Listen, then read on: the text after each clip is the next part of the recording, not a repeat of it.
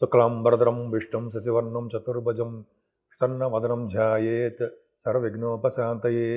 ఓం గం గణపతయే నమః. ఓం శ్రీ గురుభ్యో నమః. ఓం శ్రీ మహాసరస్వత్యై నమో నమః. మా ఆది ఆస్ట్రాలజీని చూస్తున్నటువంటి మీ అందరికీ పేరు పేరున నా హృదయపూర్వక నమస్కారాలు. అంతేకాకుండా విదేశాల్లో కూడా నా ప్రోగ్రామ్స్ చూస్తూ నన్ను ఆస్వాదిస్తూ నాకు ఫోన్ చేస్తున్నటువంటి మీ అందరికీ కూడా, ముఖ్యంగా ఫారిన్ కంట్రీస్లో ఉన్న వారికి, ఆస్ట్రేలియాలో ఉన్న వారికి, చాలా కంట్రీస్ ఉన్నాయి అనుకోండి, ఇవన్నీ వాళ్ళందరికీ కూడా నా పేరున నా హృదయపూర్వక నమస్కారాలు. ఫిబ్రవరి 1 తారీఖు నుంచి 28 ఫిబ్రవరి వరకు కూడా ఈ నెలలు ఎలా ఉండబోతుందో తెలుసుకుందాం. ఫిబ్రవరి నెలలో అంటే 1 తారీఖు నుంచి 28 తారీఖు వరకు ఈ నెల మొత్తం కూడా గ్రహాల యొక్క ప్రభావము, గ్రహాలు ఏ రాశిలో ఉన్నాయో ఇప్పుడు మనం తెలుసుకుందామండి. గురుగ్రహం వక్రగతిలో మిథున రాశిలో ఉన్నాడు, అత్యంత బలంగా ఉన్నాడు. కేతు సింహరాశిలో ఉన్నాడు. రవి, బుధ, కుజ, శుక్రులు వీళ్ళు నలుగురు కూడా జనరల్గా ఏమంటాం మనం, మకర రాశి అంటాం. ఆ మకర రాశిలో ఉన్నాడు. కానీ ఈ 4 గ్రహాలు కూడా మారుతున్నాయండి. అంటే బుధగ్రహము 3వ తారీఖు నుంచి కుంభరాశిలోను, శుక్రుడు 6వ తారీఖు నుంచి కుంభరాశిలోను, రవి 13వ తారీఖు నుంచి కుంభరాశిలోను, కుజుడు 23వ తారీఖు నుంచి కుంభరాశిలో ఉన్నాడు. అంటే రవి, బుధ, కుజ, శుక్ర, రాహువులు పంచగ్రహ కూటమి ప్లస్ కాలసర్పదోషంతో ఏర్పడిపోతుంది. సో ఇది చిన్న ప్రాబ్లం అండి. అంటే 5 గ్రహాల యొక్క కూటమి మనం ఎప్పుడు అనుకుని ఉంటాం, చెడు దోషాలు, చెడు ప్రభావం ఏర్పడుతుంది, ఒక నెలల పాటు ఉంటుంది అలాగా. అంటే రవి కూడా మారిపోతాడు కాబట్టి నెక్స్ట్ మంత్, సో అది ప్రాబ్లం ఉండదు ఇంకా. కానీ రాబోయే ఫిబ్రవరి నుంచి మార్చి నెల వరకు కూడా గ్రహాల యొక్క ప్రభావం వలన పంచగ్రహ కూటమి అంటే 5 గ్రహాల ప్రభావము ఒకే రాశిలో ఉండడం వలన చెడు ఫలితాలు ఇస్తారు. అంతేకాకుండా మంచి ఫలితాలు కూడా వివిధ రాశుల వారికి ఉంటుంది. కానీ ఓవరాల్గా చూసుకుంటే ప్రపంచంలో కానీ లేకపోతే మన ఇండియాలో కానీ చూసుకుంటూ ఉంటే మొత్తం వాతావరణంలో మార్పులు సంభవిస్తున్నాయి. అంటే పొలిటికల్ రంగం, రాజకీయ రంగంలో కూడా మార్పులు జరగడము, కొద్ది వాతావరణం కొంచెం ప్రాబ్లమ్స్ ఏర్పడుతూ ఉంటాయి. సో వీటి వల్ల ఇవన్నీ తప్పించుకోవాలంటే మంచి ప్రభావం కలగాలంటే అమ్మవారే, కామాఖ్య అమ్మవారు యొక్క ప్రభావం ఉండడం వల్ల కానీ, కనకదుర్గ అమ్మవారి యొక్క పూజ చేసుకోవడం వలన కానీ, పరమేశ్వరి అమ్మవారు ఇలాగా చేసుకోవడం వలన, సంతోషి మాత అమ్మవారిని మర్చిపోతాం మనం ఎప్పుడు కూడా. ఆవిడ పూజిస్తేనే సంతోషంగా ఉంటాం మనం. సో ఈ విధంగా చాలా అద్భుతంగా ఉందండి. మనం ప్రతి రాశి వారు కూడా చేసుకోవాల్సిన పూజ ఇదే. పైగా శనీశ్వరుడు మనకి మీనరాశిలో ఉన్నాడు. ఈ 9 గ్రహాలు ఇప్పుడు చెప్పారండి. ఇప్పుడు ఈ 9 గ్రహాల ప్రభావము 12 రాశుల మీద ఎలా ఉండబోతుందో ఇప్పుడు మనం తెలుసుకుందాం. మీనరాశి వారికి రాశిలోనే శనీశ్వరుడు ఉన్నాడు. ఉండనివ్వండి, భయం ఎలా, కరెక్టే. సరే, అన్నిటికన్నా ముఖ్యమైనదంటే 12వ భావంలో 5 గ్రహాలు కూటమి, పంచగ్రహ కూటమి. అది కొంచెం మంచిది కాదండి, చెప్పుకుందాం. సరే, మీకు చికాకులు, కోపాలు, మనస్పర్ధలు, మొండి పట్టుదల, నేను విన్నను ఆ మాట అనడం, అవన్నీ సరదాలు ఎవరికి ఉండవు, నాకు ఉండవు. అంటే నాకు ఉంటాయండి. అలాగే జనాలు కొంతమందికి అలాగా చిన్న చిన్న ప్రాబ్లమ్స్ ఉంటాయి. కానీ ధన విషయంలో ఏమాత్రం ఇబ్బంది పడరండి. కుటుంబ సౌఖ్యం కలుగుతూ ఉంటుంది, అదృష్టం కలుగుతూ ఉంటుంది, ముఖవర్చస్సు పెరుగుతూ ఉంటుంది, కంఠధ్వని బాగుంటుంది, మీ మాటకి విలువ పెరుగుతూ ఉంటుంది, చదువు విషయంలో ఆటంకాలు ఉండవు, తల్లిగారికి బాగుంటుంది, విద్య వస్తుంది, వాహనయోగము, గృహప్రాప్తి అంటాం కదా, సంగీతంలో బ్రహ్మాండంగా రాణిస్తారు. రైతులకి గురువులను ఆయన చెప్తుంటారని, రైతులకి మంచి పంటలు, పొలాలు బ్రహ్మాండంగా వాళ్ళకి ధనప్రాప్తి కలుగుతూ ఉంటుంది, పుత్రిక సంతాన యోగం కలగడము, రాజకీయ రంగంలో ప్రవేశం కలగడము, మంచి వస్తాను. అంతేకాకుండా సినిమా రంగంలో, నటన రంగంలో రాణించడము ఎంత బాగున్నాయండి. అంతేకాకుండా శత్రువుల వల్ల భయం లేకుండా, రుణాల వల్ల భయం లేకుండా హాయిగా ప్రశాంతం జీవితం ఏర్పడుతూ, అలాగే సేవకా జనం ఉంటూ లారీలకు సంబంధించిన విషయాల్లో గెలుస్తూ ఉంటారు మీరు. కానీ భార్యాభర్తల విషయంలో చిన్న చిన్న మనస్పర్ధలు, చిన్న మిస్అండర్స్టాండింగ్స్, చిన్న కోపావేశాలు ఉంటాయి. దానివల్ల పట్టించాల్సిన అవసరం లేదు. కానీ సప్తమాధిపతి అనేటువంటి బుధుడు 12వ భావంలో ఉన్నాడు. అంటే అర్థం ఏంటంటే ఫారిన్ కంట్రీస్ వెళ్తారు మీరు. చిన్న ప్రాబ్లమ్స్, భార్యాభర్తల విషయంలో చిన్న ప్రాబ్లమ్స్ వస్తాయి. ఏదేమైనా భాగ్యస్థానాధిపతి కూడా బ్రహ్మాండంగా ఉన్నాడు కాబట్టి, అంటే 12వ ఇంటి వాడు కుజుడు 23వ తారీఖు నుంచి 12వ భావంలోకి వస్తున్నాడు కాబట్టి మీకు విదేశ పర్యటన తప్పదు. డాక్టర్స్గా మీరు బాగా రాణిస్తారు. డాక్టర్స్గా ఆపరేషన్స్ సక్సెస్ అవుతారు. ఆపరేషన్లు ఎందుకు సక్సెస్ అవ్వాలయా అని క్వశ్చన్ వేస్తారు మీరు నన్ను, అవునా? నేను నోటికి వచ్చేది చెప్పేస్తే నమ్మరు కదండి మీరు. ఎందుకు అంటే 12వ భావము కుంభరాశి. కుంభరాశి డాక్టర్ సంబంధించిన రాశి.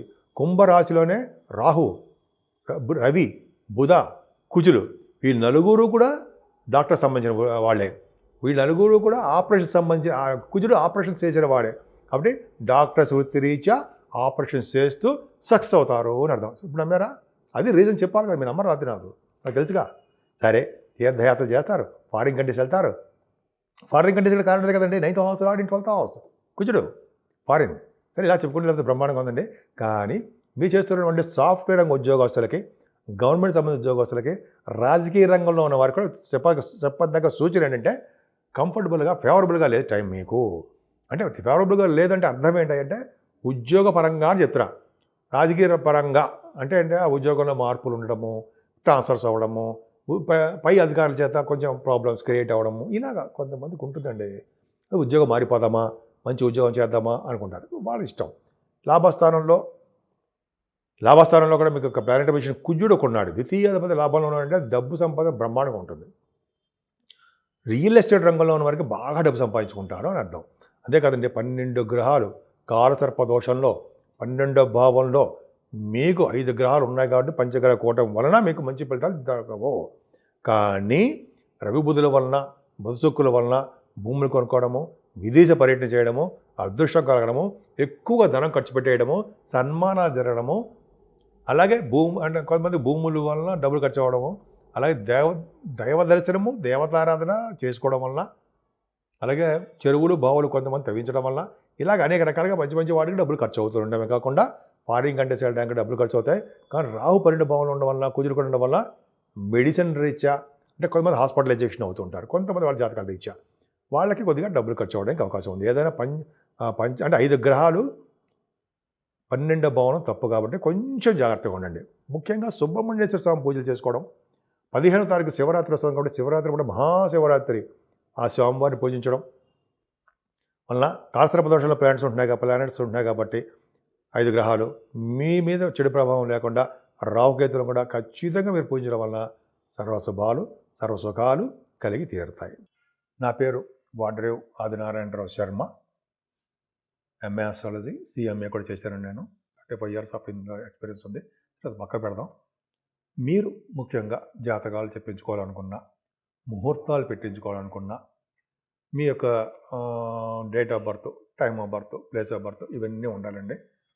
జనరల్గా మీకు కొంతమందికి ఉద్యోగాలు రావట్లేదనో అనేక రకాల సమస్యలు ఉంటాయి కాబట్టి జాతకాల్లోనే అవన్నీ ఉంటాయండి, క్లియర్గా కనిపిస్తుంది. కొంతమందికి పెళ్ళిళ్ళు ఎప్పుడు అవ్వట్లేదనో ఇవన్నీ ఉంటాయి. అవన్నీ కూడా మనం చూడొచ్చు. అంతేకాకుండా వాస్తు సంబంధించిన విషయాలు కూడా నేను చెప్తానండి. మీకు ఏమైనా ప్రాబ్లమ్స్ ఉన్నా, డౌట్లు ఉన్నా, ఒకవేళ తెలుసుకోవాలనుకున్నా, మీ ఇంటి గురించి కానీ, మీ ప్లాన్ గురించి కానీ తెలుసుకోవాలనుకున్నా కూడా నన్ను సంప్రదించవచ్చు. వాట్సాప్లో మీరు మెసేజ్లు పెట్టండి.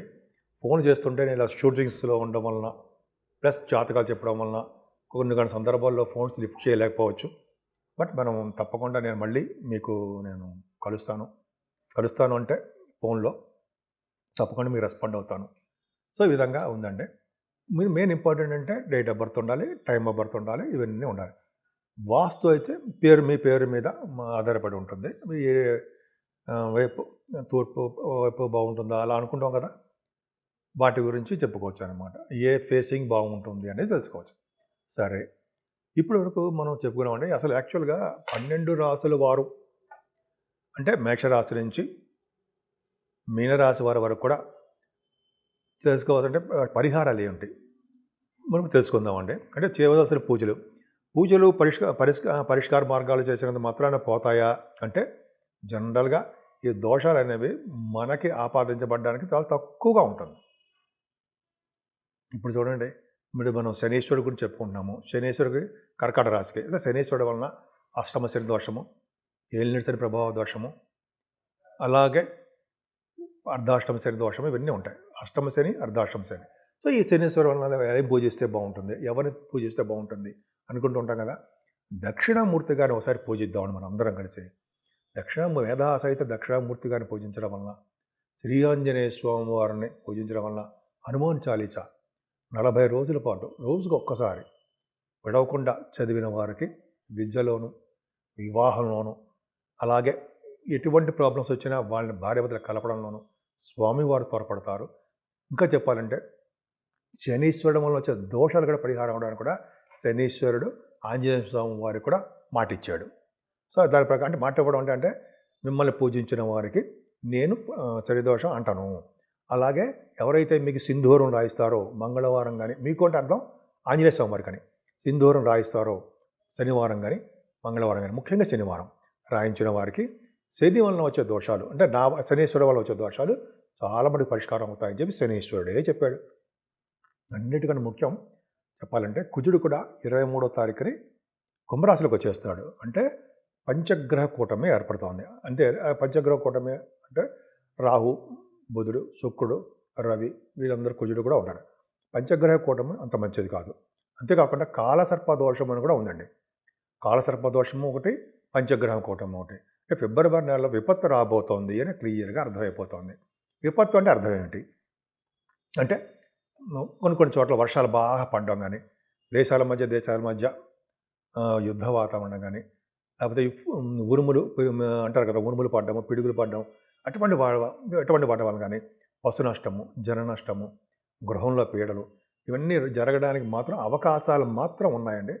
సో ఈ విధంగా అందుకనే మనం ఇవన్నీ నుంచి బయటపడాలంటే ఈశ్వరుణ్ణి పూజించాలి, పరమేశ్వరుణ్ణి పూజించాలి. పరమేశ్వరుణ్ణి అభిషేక ప్రియుడు కాబట్టి అభిషేకాలతో పూజిస్తూ వెంకటేశ్వర స్వామి వారు ఆరాధన చేసుకోవడం వల్ల కూడా సర్వదోషాలు పరిహారం అవుతాయి. ముఖ్యంగా ఇప్పుడు చెప్పే పరిష్కారాలన్నీ కూడా 12 రాసుల వాళ్ళు కూడా ఆచరించదగ్గ విషయాలని చెప్పవచ్చండి. ఈ నెల అంటే ఫిబ్రవరి నెల 15వ తారీఖుని మహాశివరాత్రి వస్తుందండి. జన్మకో శివరాత్రి అంటుంటాం కదా. అంటే ప్రతి జన్మలో ఒకసారైనా అంటే అర్థం ఏంటంటే జన్మకో శివరాత్రి అంటే ఒకసారి నాకు తెలిసి చెప్తున్నానండి. జీవితంలో ఒకసారైనా శివరాత్రి పూట అంటే ఫిబ్రవరి నెలలో వచ్చే శివరాత్రి పూట శివుడు ఉద్భవించే టైం అనమాట. అది అర్ధరాత్రి 12 గంటలకి. సరే అది మీకు తెలిసిందే. ఆ రోజు కనుక ఎవరైతే ఉపవాసం ఉండి శివుడికి అభిషేకాలు చేయించుకుంటూ శివుడికి మారేడు దళాలతో పూజిస్తూ ఉంటారో, కనీసం ఒకసారి జీవితంలో ఒకసారైనా చేస్తారో వాళ్ళకి శివసన్నిధి కలుగుతుందని శాస్త్రాలు చెప్తున్నాయి. మన పెద్దవాళ్ళు, గురువుగారులు కూడా చెప్పారు. సో మీరేం చెప్పరా అంటే ఖచ్చితంగా చెప్పేది అర్థమయ్యేదేనండి. ఎందుకంటే పెద్దవాళ్ళ యొక్క బాట మనం నడుస్తూ ఉంటాం కాబట్టి ఖచ్చితంగా అదే. సరే అది పక్కా పెడదామండి. ముఖ్యంగా శివరాత్రి పూట చేసే పూజలు అద్భుతమైన ఫలితాలు ఇస్తాయి.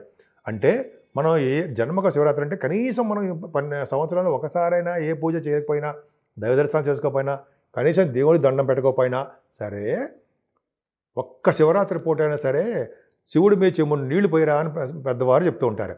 అందుకనే కొంతమంది చెప్తుంటారు శివుడి మీద నీళ్ళు విసురుతూ ఉంటారు సరా. ఆ బాబోయ్ తప్పు అనుకుంటాం. కాదు, శివుడే చెప్తుంటాడు నువ్వు నీళ్లు విసిరినా ఒక్క చుక్క పడినా నేను కరుణిస్తాను అని చెప్పి అంటాడు కదా. అలాగే శివుడికి నీళ్లతో అభిషేకం చేసుకున్నా, పాలతో అభిషేకం చేసుకున్నా, తేనెతో అంటే కంఠధ్వని, కంఠం బాగా పాటలు పాడడం, బాగా మాటలు మాట్లాడడం, మనం బేస్ వాయిస్ రావడము, ఇవన్నీ కూడా శివుడికి తేనాభిషేకం చేసుకోవడం వల్ల కదండి. పూర్వజన్మల సుకృతం వల్లే కదా ఈ గాయకులకి మహా అదృష్టవంతులు. సరే మంచి కంఠధ్వని ఉన్నవారు కూడా అదొకటి. అలాగే విభూతితో పూజ చేసుకోవడం వల్ల, విభూతితో పూజ చేస్తే ఐశ్వర్యం చేయడం, స్వామికి అభిషేకం అనమాట. పూజ చేయడం వల్ల అభిషేకం అన్న పూజ అంటే ఒకటేనండి చేసుకోవడం వల్ల. అలాగే పసుపుతోటి, కుంకుమతోటి, గంధంతో స్వామివారికి పూజలు చేయడం వల్ల సర్వదోషాలు పరిహారం అవుతాయండి. మనకి శాస్త్రం కూడా చెప్తాం కాబట్టి అదొకటి. ముఖ్యంగా ఆ రోజు పొద్దున్నే తెల్లవారుజాము లేచి శివాలయ దర్శనం అంటే తెల్లవారుజాము లేచి మన స్నానాలు, అభిషేకం, మంచి ఇంట్లో పూజలు, అభిషేకాలు అవన్నీ చేసుకున్న తర్వాత స్వామివారి సన్నిధికి వెళ్ళి పూజ చేసుకోవడం వల్ల. అలాగే ఒక విషయం చెప్పడం మర్చిపోయాను. సద్బ్రాహ్మణుని, వేద పండితుడిని ఇంటికి పిలిపించి ఆ రోజుని మన ఇంట్లో అభిషేకాలు చేసుకున్న స్వామి అంటే మన పండితుల వారికి ఆయనకి భోజనం పెట్టిన, భోజనం సదుపాయాలు కలిగించిన, లేకపోతే ఆ రోజు వెండి, బంగారం కానీ, వస్త్రం స్వామి అంటే ఈ మన బ్రాహ్మణుడు గారికి కానీ వేద పండితుల గారికి పూజలు చేయించుకుని సమర్పించిన అన్నం అంటే అన్నదానం, కొంతమంది అన్నదానం చేస్తారు. సరే స్వామివారికి అంటే మన బ్రాహ్మడికి డబ్బులు దక్షిణతో పాటు స్వామివారికి వస్త్రము, దక్షిణ స్వామి సమర్పించిన మంచి ఆయన మనల్ని దీవిస్తాడు. ముఖ్యంగా దీవిస్తారు స్వామి అంటే మన బ్రాహ్మణులు, వేద పండితులు వారు. ముఖ్యంగా ఆ అర్ధరాత్రి చేసేటువంటి పూజలు, అలాగే ఆ రోజు మనం ఉపవాసం ఉండడము, జాగారం అనేది చాలా ఇంపార్టెంట్. అదే ఇంపార్టెంట్. మనం ఆ రోజు నిద్రపోకుండా తెల్లవార్లు స్వామివారి సన్నిధిలో ఉండి స్వామివారి యొక్క కళ్యాణం చూడాలి. పార్వతీ పరమేశ్వరుల కళ్యాణం చూడడము కింద జన్మలో మనం చేసుకునే పుణ్యము అంటాం. అలా చేయడం వల్ల, అలా చూడడం వల్ల, అలా కళ్యాణం చేయించడం వల్ల మన ఇంట్లో కళ్యాణ గడియలు, భజన, కళ్యాణం అని చేస్తారు కదా, కళ్యాణం యొక్క సంబంధించిన విషయాలు జరుగుతాయి మనకి. కాబట్టి ప్రతివారు కూడా మీకు వీలున్నంత వరకు స్వామివారిని అంటే శివుణ్ణి అభిషేకిస్తూ మారేడు దళాలు సమర్పిస్తూ స్వామివారి కళ్యాణం కనులారా వీక్షిస్తూ టెంపుల్స్లో స్వామివారి సన్నిధిలో ఉండి ఆ స్వామివారు అంటే శివుడు పార్వతీ అమ్మవారి లెక్క ఆశీస్సులు తీసుకుంటారని నేను మనస్ఫూర్తిగా కోరుకుంటున్నాను.